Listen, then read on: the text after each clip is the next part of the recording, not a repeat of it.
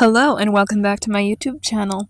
This video is not intended for children under the age of 13 years old, and if the comments are off, it's because YouTube did it, not me. So, I'm going to get into the topic of this video, but before I go into detail, I am going to mention that there's going to be spoilers for the very first Equestria Girls film here. I know that for some of you that doesn't really matter for a 10-year-old film, but I will just tell you in case you wanted it to be unspoiled. So, I am revisiting this because I feel like it. But there's a link. You can watch this in the description if you don't want to be spoiled, I guess. I'll put it there. This is one of the most controversial media of the early Gen 4 run.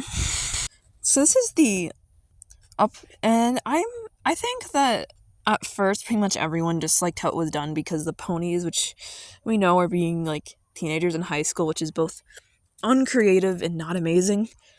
But it's not as bad as it could be. Not rock bottom. My Little Pony Gen 3 Baby Ponies is rock bottom if you ever want to see that. But I wouldn't say this is the best thing the franchise had done. I think the following movies and media are actually better quality, just less nostalgic for me, I suppose. But yeah, I'm going to get into the characterization. I'd say that all the characters are pretty good here. The princesses make an appearance at the very beginning, and they sort of just explain what's happening with the new character, Sunset Simmer. More of a plot device than anything. Sunset Simmer herself is an okay villain, although I'm not entirely sure what her motivation is. Like, what would a teenage army do in Equestria? Like, the moment he gets back through, the magic turns normal, and I think he would be depowered. Then everyone else would just turn to ponies. Like, it would cause dimensional errors, but it wouldn't do anything in her favor, so I didn't get that when I watched it. Still don't get it. The main six are pretty much, well, the same as their Pony World equivalents. I can't really see. They're still good characters. They have their unique introductions, and they function the same. Except maybe Rainbow Dash is more cocky, and they're all a little bit more standoffish in the beginning. Except Rainbow Rarity. She's not really that way at all. She's just generally nice. Anyway, the voice I think I'm done with this bit. The voice acting here is pretty solid. Main characters sound good, and Sunset Simmer has a very good vocal range. Because this character does a lot of, like, low, I'm evil whispers, and then goes to, like, screaming angrily. And it's like the demon voice, too. I'd say the world building is kind of strong here, but also not that strong at the same time, which is really strange. Like, they expand the world with interdimensional travel being confirmed in the mainline, so it was confirmed in the comics beforehand, I believe, but in the show, it's confirmed here. But the new world they visit feels very small compared to the Pony World. A high school setting is wildly overdone, especially in girls' media. Especially 2013. There's like 3 different girls show about high schools going at that same time. So it's not really different or unique in any way. It's not its strong suit, obviously. I think I'll go into the animation. I would say the animation's about the same quality as Season 3 when we look at the Pony World. Shading and movement look pretty okay, if not a bit janky at times. But the human world, on the other hand, it's best described as janky. Some of the characters feel kind of stiff, and their movement feels sort of delayed. Specifically, like, Twilight. But I think that's sort of intentionally janky for her, like she's new to the world, and she looks and acts a little odd for them. I'm not sure. The character designs take some getting used to, and I first saw them, I was like, not a fan.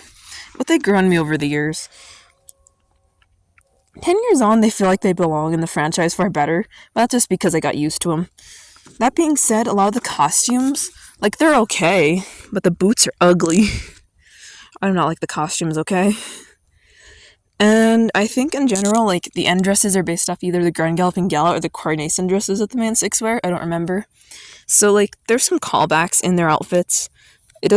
So none of these outfits really make full sense. Like, how do the human world characters know what their Pony World equivalent and cutie marks are to put on all of them? Like, literally all of them.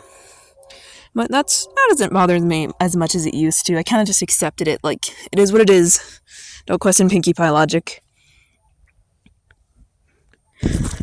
On the other hand, the soundtrack, I'd say is pretty good. The song that I liked the most was the Cafeteria song. Yes, that's the name of the song. I didn't know that for the longest time, but it's my personal favorite. A song's like It's Our Big Night and A Friend for Life are also really great. A Friend for Life is from the end credits, and I think it's kind of underrated because a lot of people don't talk about it by nature there. I just really like it. Although songs like A Strange New World and the opening song, they're fine, they're just not quite as engaging as the others, I found. And the soundtrack has like it's pretty good. It's like I'd say I remember all these from the first time I watched them. So, I'm not gonna lie, I hated the idea of Equestria Girls. The idea of ponies that are around 20 to like 25 years old, translating to humans in a high school that were about 16 or 17 from my gather. They're definitely not freshmen. We know that for sure. It was very odd and very strange. Also, like Sunset herself, she's about a year older than Twilight, and Twilight's like 20 something. Is that like a 23-year-old high schooler, Sunset Summer? If you think about it that way? Nah, that's weird. In the pony years, and I say that because we see them, some of the humans based off ponies go to the pony world and they look like the 20-year-old equivalents despite still being teens. You know? Doesn't make much sense. But now I'm just getting on a diatribe. Also, I think I've learned to accept this movie doesn't make complete sense. And it's become nostalgic now that it's like 10 years old. That kind of happens when stuff gets to about 6 years old. So people like it more by nature. That being said, just keep in mind the first time I saw this, I was like 8 years old, I think.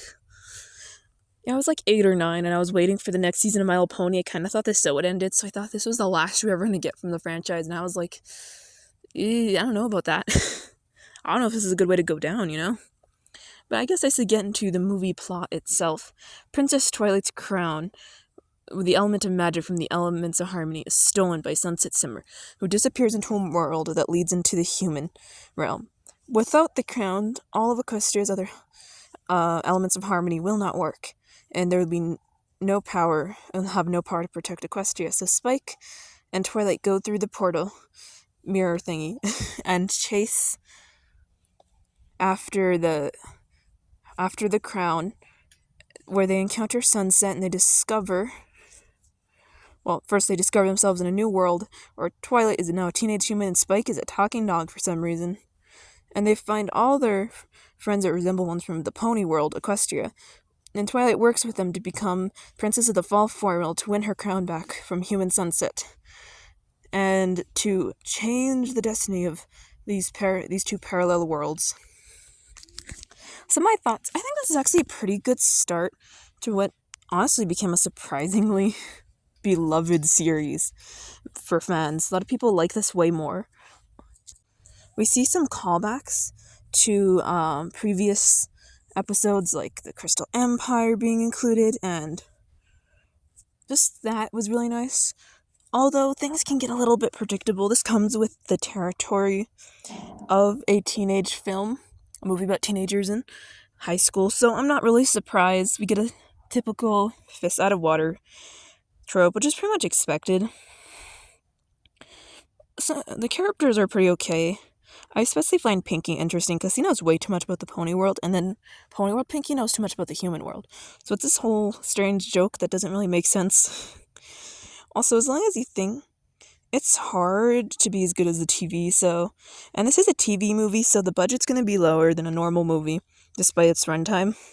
So you have to just realize that the scope of the world was narrowed down to fit this. High school, there are some weird questions.